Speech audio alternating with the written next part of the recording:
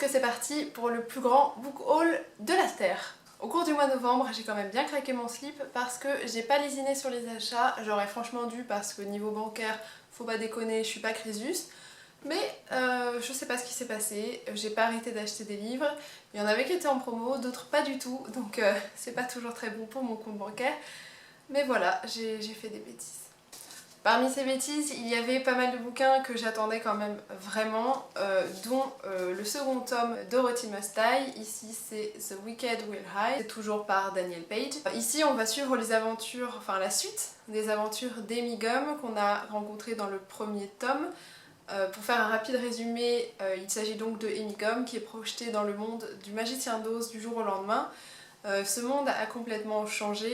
Dorothy, qui autrefois était une gentille petite fille qui voulait simplement rentrer chez elle, s'est transformée en horrible dictateur et a transformé ce monde de façon assez brutale et assez macabre. Donc Amy est confrontée à tout ça et elle a envie de rentrer chez elle, mais elle va être confrontée à ce fameux monde et il va y avoir pas mal d'obstacles sur son chemin.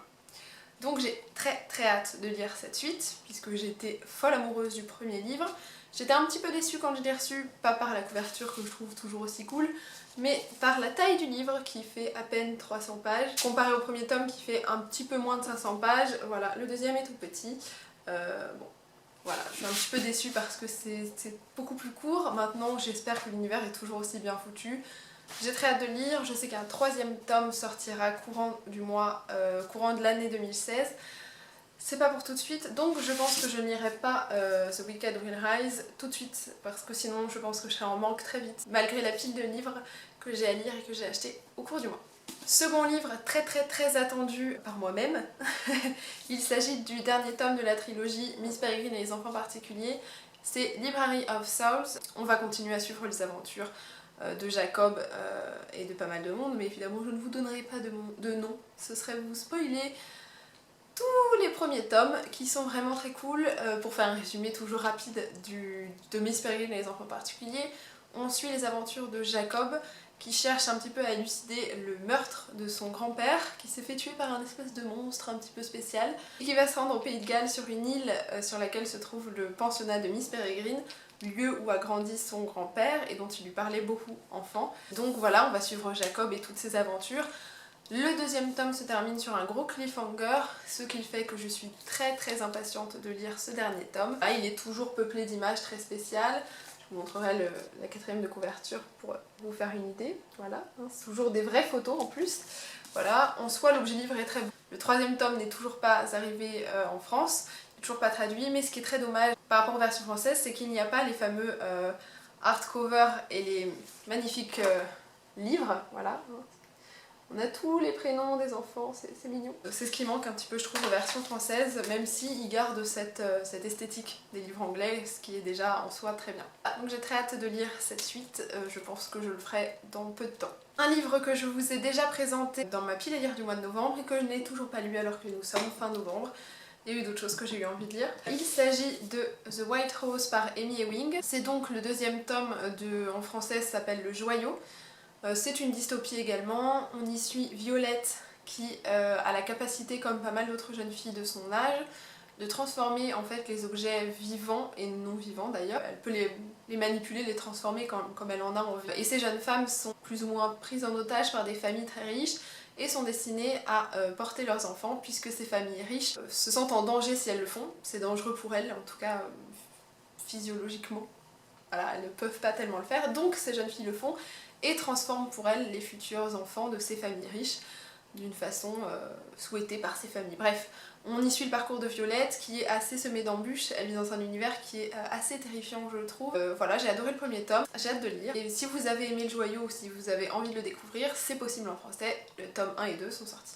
Le livre suivant est assez particulier, alors c'est pas moi qui l'ai acheté, c'est une amie qui me l'a envoyé pour mon anniversaire et j'ai trouvé ça adorable, même si je l'ai reçu quelques jours avant, c'était très cool quand même. Donc merci Coralie, je te remercie par avance. Je ne l'ai toujours pas lu, mais il s'agit d'une Bresse sous la cendre de Saba Tahir. Il est sorti en français, bien sûr, puisque c'est une Bresse sous la cendre, moi je l'ai en anglais. C'est un très beau livre, il a une super couverture veloutée, c'est très beau. L'objet livre est très chouette aussi. On y suit le parcours de Layla qui vit dans une espèce de Rome antique en fait, qui est plutôt dur, c'est-à-dire qu'on a pas vraiment une forme de dictature, mais enfin bon, à l'époque, les empereurs, ils étaient pas très libéraux quand même. Son frère va être arrêté pour trahison et Layla va décider de le venger, je suppose. Pour cela, elle va s'infiltrer dans une espèce d'école militaire de cette Rome antique. Et je sais pas comment elle va s'y prendre, mais son but c'est de venger son frère. J'en sais pas tellement plus sur le résumé parce que j'aime bien ne pas trop en savoir.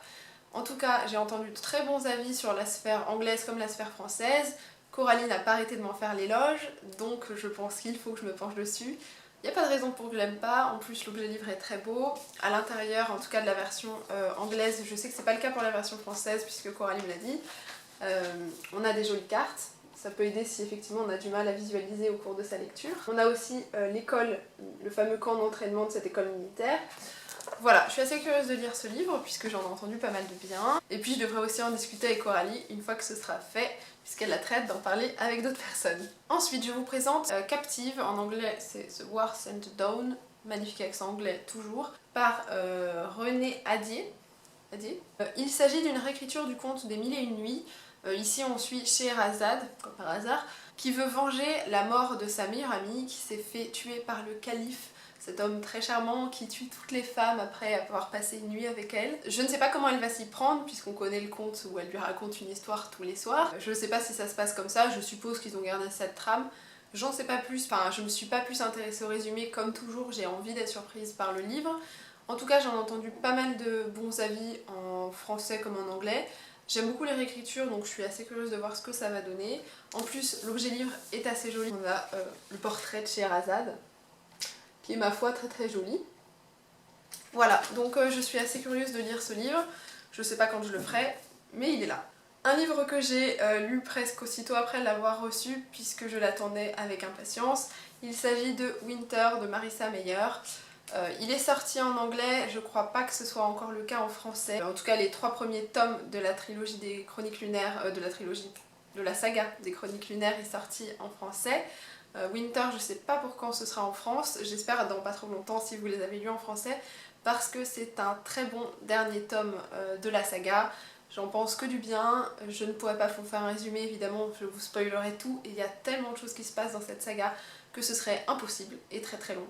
J'ai adoré cette suite, je l'ai dévorée alors qu'elle fait quand même 800 bonnes pages. Je pense que ça va être un pavé en français parce qu'ici ils ont fait des pages très très très fines, je pense pour compenser le fait qu'il soit très très gros. En tout cas je vous ai fait une vidéo sur la saga des Chroniques lunaires, je pense que je la posterai la semaine prochaine, en tout cas une semaine après cette vidéo, où je vous donne un peu plus mon avis sur la saga en général. Évidemment je ne donne pas d'infos ni de spoilers sur ce tome là, ce serait vraiment très con. En tout cas pour ceux qui ont aimé les 3 premiers tomes et qui lisent en VO, foncez sur cette suite, elle est très bien, voilà, c'est une très bonne fin de la saga, allez-y.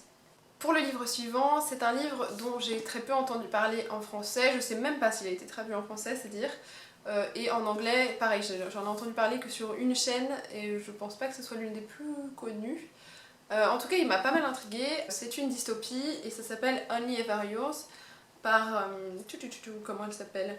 Louise O'Neill. Donc ça a l'air d'être une dystopie, en tout cas on vit dans un monde où les femmes ont une place très très particulière, c'est-à-dire qu'elles n'ont pas le même rang que les hommes, clairement. Elles sont élevées de manière à être soit 3 choses différentes, soit des épouses, soit des concubines, soit globalement des objets. Hein, voilà, on les parque dans un coin et puis quand on en a besoin on s'en sert. Voilà, hein, c'est un destin plutôt pas sympa, j'aimerais pas que ça arrive, je sais que c'est un petit peu le cas dans certaines... régions du monde où les femmes n'ont pas une place très très sympatoche, mais là en tout cas c'est pour tout le monde. Donc ces femmes sont placées dans des espèces d'universités où elles sont formées à être des épouses au mieux, parce qu'elles n'auront pas toute la place d'épouse.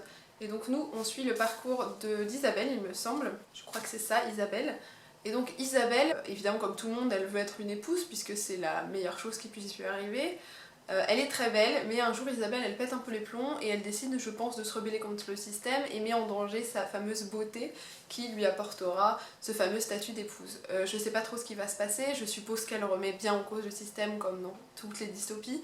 Je suis assez curieuse de lire puisque je suis une grande adepte de la cause féminine. Voir tous les faits sexistes possibles me met en rogne mais de façon assez violente.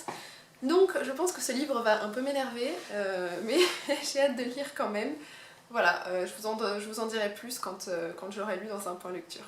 Là je vais vous parler d'un livre qui n'est pas encore sorti en français, je ne sais même pas s'il sortira en France d'ailleurs. Il est très très particulier. Le résumé m'a intéressée, mais je crois que l'objet livre encore plus. Il s'agit d'Illuminae d'Amy Kaufman et Jay Christophe. En gros, on se retrouve sur Terre, il me semble, en 2500 et des poussières. Visiblement, la Terre va être attaquée, on parle de micro-corporations, voilà. Donc je sais pas si c'est des autres planètes, si c'est sur Terre, il y a une guerre, enfin bref. La Terre va être plus ou moins envahie, et en plus, en petit bonus, il va y avoir une espèce de peste géante qui va se répandre sur la Terre, voilà. Ça c'est bien comme avenir. Et nous on suit le parcours de deux jeunes gens qui au tout début du livre apparemment rompent, mais au fur et à mesure du bouquin et face aux événements vont devoir collaborer puisque ils n'ont pas trop le choix s'ils veulent survivre. Ça c'est pour le résumé. Moi ce qui m'a vraiment attirée c'est vraiment le contenu du livre que je vais vous montrer. Je pense que ça peut repousser certaines personnes parce que c'est très très spécial. Ça peut un peu gêner la lecture et ça je l'admets parfaitement. Moi ça m'intrigue tellement que j'ai foncé sur ce livre. Je vous montre. Alors par exemple on a un petit peu des espèces de rapports, vous voyez, avec des échanges un petit peu comme un chat, avec des pages, voilà. Des fins de page qui rappellent un petit peu internet on va dire, on dirait des fichiers électroniques en tout cas. On a ce qui peut ressembler en fait à des écrans je trouve. Avec des schémas de navettes spatiales visiblement. On a apparemment des échanges de mails avec des fichiers attachés comme on peut le voir ici. Enfin, c'est très très particulier comme édition en fait, c'est très spécial. Moi ça m'intrigue énormément, j'aime bien quand c'est comme ça, je trouve que c'est très interactif. On a vraiment l'impression d'être dedans en fait. Après je pense que ça peut gêner. Je sais pas s'il sortira en France. Si j'ai des infos dessus je vous le dirai en barre d'infos. Voilà, je suis très curieuse de voir ce que ça va donner. En plus, j'ai pas mal aimé These Broken Stars d'Amy Kaufman qu'elle a coécrit avec une autre auteure. Je crois que ça termine par Spoon, le nom de famille. Je vous mettrai le lien en barre d'infos. Voilà, donc là apparemment ça va être une trilogie puisque d'après le sous-titre, on a file numéro 1. Voilà, en tout cas j'ai très hâte de le lire. Je vous en donnerai des nouvelles. On continue dans les livres en VO puisque j'adore lire en VO. Ici il s'agit d'un bouquin qui est sorti en français aussi. Je crois que les 3 tomes sont sortis en France puisque je crois les avoir vus. Et un vendeur de la FNAC m'a encouragée à lire ce livre en me disant qu'il l'avait adoré. Donc c'est une dystopie et le premier tome c'est Matched d'Ali Kondi. Je crois qu'en français c'est Insoumise. J'en suis pas certaine. Apparemment ça va être adapté en film. Là encore j'en suis pas certaine. Je vous donne des infos mais je ne sais pas de quoi je parle. Magnifique. Ici on suit le parcours de Casey qui vit dans une société qui décide tout pour tout le monde. La façon dont vous vivez, la façon dont vous travaillez, la façon dont vous vous alimentez et même les gens avec qui vous allez vivre plus tard. Donc ils choisissent votre âme sœur pour vous. Ça c'est bien hein. Donc Casey apparemment ça lui va très bien cette façon de faire, en tout cas elle est complètement conditionnée dans ce monde-là. Et apparemment le jour où elle doit découvrir son âme sœur sur un écran, elle voit passer le portrait d'une personne qu'elle ne connaît pas et qui apparemment va faire chavirer son cœur, visiblement en tout cas qui va la perturber, puisque quand elle va voir le visage de son âme sœur à elle, la vraie, qu'elle connaît, elle va pas ressentir ce que toutes ces personnes dans ce monde-là sont censées ressentir. Donc je suppose que Cassie va vouloir renverser le système, comme dans la plupart des dystopies. Je suis curieuse de voir ce que ça va donner. Pas extatique parce que ça fait un moment que j'avais ce roman dans ma wishlist Book Depository, un moment que je l'achetais pas. Disons que c'est des thèmes que j'ai déjà vus dans d'autres livres, donc je suis pas certaine que ce soit complètement surprenant. Après j'en entends pas mal de bien et j'ai pas envie de mourir conne, donc je vais le lire. Dernier livre en VO de mes achats du mois de novembre, enfin. Mais bon, il y en a d'autres derrière, ça craint. Donc c'est un bouquin dont j'ai pas mal entendu parler en France, aux États-Unis, enfin partout en tout cas. J'en ai entendu pas mal de bien. C'est une dystopie, c'est une trilogie. Et il s'agit de Legend de Marie-Lou. Pareil, comme Matched, j'ai mis du temps avant de l'acheter parce que, en fait, il a l'air bien d'après les avis. Mais il m'a jamais spécialement plus tenté que ça. Et comme j'ai pas envie de passer à côté de bons livres, je me suis dit que j'allais quand même le prendre, il était en promo, c'était l'occasion. On va suivre une jeune femme qui s'appelle June, dont le frère va être assassiné, et globalement elle va chercher à venger la mort de son frère, puisque il y a un meurtrier dont le nom est dévoilé, et elle a envie de le retrouver pour lui régler son compte. Apparemment on vit dans un monde qui est quand même très militarisé, elle vit dans l'élite de ce monde-là. Apparemment elle est reconnue comme étant un très bon en tout cas militaire. Voilà, on va suivre son parcours, j'en sais pas plus mais c'est vrai que je pense que le côté complètement militaire m'a pas forcément attirée. Je sais pas si le monde sera pas un peu trop froid. Après ça m'a pas dérangé dans d'autres livres donc on verra bien. Je vais voir ce que ça donne, je vous en dirai évidemment des nouvelles. Voilà, comme c'est un livre assez populaire, je me suis dit bon allez je me lance, j'y vais. C'est l'heure des livres en français, enfin. Ici je vais vous présenter une duologie qui est parue je crois cette année en fait. Il s'agit de Phobos de Victor Dixon. J'en ai pas mal entendu parler évidemment sur les chaînes françaises, pas mal en bien. Pas forcément ça a attisé ma curiosité. En plus ce concept est assez particulier. Dans un sens ça m'a fait penser à la sélection puisqu'il y a un fort aspect romance on va dire. Et surtout un côté un peu télé-réalité. Pour vous faire un résumé rapide, on se retrouve dans un monde où les États-Unis ont apparemment mis en vente toutes leurs grosses institutions, dont la NASA. La NASA qui a été rachetée par une société assez riche et qui a décidé de transformer la conquête spatiale et la conquête de Mars en particulier en une espèce d'émission de télé-réalité, pour faire gros. Donc nous, on va suivre le parcours de 6 filles et de 6 garçons qui ont été sélectionnés pour s'envoler dans l'espace et arriver sur Mars, dans l'idée de peupler Mars, c'est-à-dire qu'ils vont être mis en couple, mariés, et l'idée c'est qu'ils fassent des enfants pour que ce soit les premiers martiens. Nous on suit le parcours d'Eleanor qui est une sélectionnée française et qui va donc être embarquée dans toute cette aventure. On va suivre ses doutes puisqu'elle en a, et puis bien d'autres choses puisqu'en fait c'est un peu plus complexe que ça. Et ce qui est chouette c'est qu'on a plein de points de vue différents dans ce bouquin. On a le point de vue d'Eleanor à la première personne, mais on a aussi le point de vue des personnes qui organisent cet événement. On a aussi parfois un point de vue complètement extérieur, mais vraiment, c'est-à-dire que c'est comme une retransmission de la chaîne. On a vraiment l'heure du programme et tout ce qui s'y passe, comme si on était en train de regarder nous-mêmes la chaîne qui diffuse cette conquête spatiale. Et on a aussi le point de vue d'autres personnes extérieures qui sont plus ou moins liées soit aux organisateurs, soit aux personnes qui participent. C'était une bonne lecture, je l'ai pas mal aimé, ça se lisait très facilement. Après, j'ai pas mal de doutes, d'incertitudes vis-à-vis de ce livre, je pense, dont je vous parlerai dans un point lecture très prochainement. Avec Phobos, il y a donc un deuxième tome qui est sorti courant du mois de novembre. Il s'agit donc de Phobos 2 apparemment, simplement Phobos 2, toujours de Victor Dixon.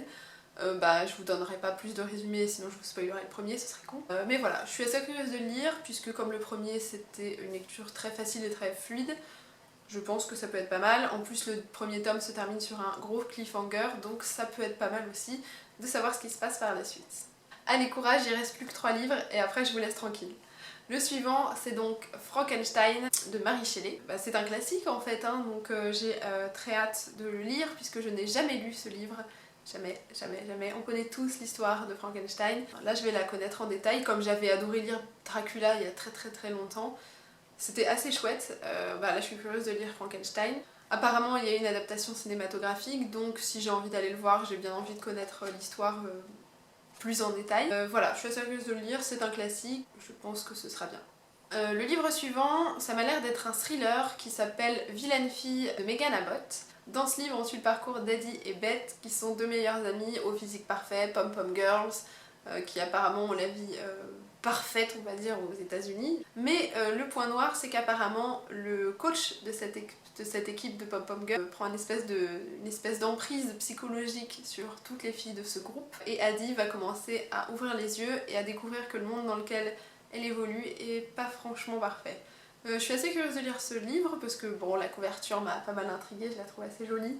Ça fait très cliché quand même de pom-pom girl américaine. Le résumé m'attire aussi, après à voir si ce serait bien parce que je me suis fait piéger des tonnes et des tonnes de fois sur des résumés qui pouvaient être attrayants. Évidemment, je vous en donnerai des nouvelles quand je l'aurai lu.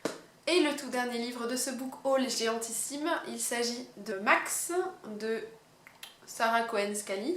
J'en ai entendu parler sur la chaîne de Blondie Safari. Ça m'a assez intriguée en fait. On suit l'histoire de Max qui est un bébé conçu durant l'époque nazie et des bébés qui sont formatés déjà dès la naissance puisqu'on choisit des parents de race aryenne. Et puis ils sont formatés apparemment évidemment dès qu'ils grandissent pour être les parfaits enfants de cette période assez dégueulasse.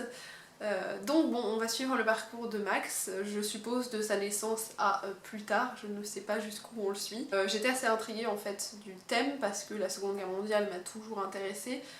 C'est une période tellement horrible, tellement glaçante qu'en fait on a toujours du mal à croire que ce qui s'est passé est arrivé tellement c'est immonde. Donc bon, je suis assez curieuse de voir ce que ça donne puisque je suppose que ça reprend des faits qui sont pas forcément réels mais je veux dire la façon dont étaient élevés les enfants, je pense que les faits qui sont comptés là-dedans se basent sur la réalité. Donc j'ai hâte de lire ce que ça va donner. Ça doit être écrit de façon très fluide parce que c'est quand même un roman jeunesse, puisque c'est pôle fiction. Maintenant, je pense que le sujet en soi n'est pas forcément le plus facile, donc on verra ce que ça donne. Je vous en donnerai des nouvelles quand je l'aurai lu. Je pense que ça tardera pas trop parce que c'est une lecture que j'ai bien envie de faire. Voilà ce qui conclut le book haul du mois de novembre qui a été assez violent. Je pense que je me calmerai pour le mois de décembre. Je sais que je vais avoir des cadeaux à vous présenter de mon mois de novembre, puisque je suis née fin novembre. Il y aura peut-être des cadeaux de Noël, je n'en sais rien, ce sera pas pour tout de suite. En tout cas, j'espère que je serai un peu plus raisonnable, parce que là c'est quand même très violent. Voilà, j'espère que parmi les livres que je vous ai présentés, certains vous ont intéressé. En tout cas, n'hésitez pas à me donner votre avis si vous les avez lus et si vous les avez aimés ou pas. Je suis très curieuse de le savoir.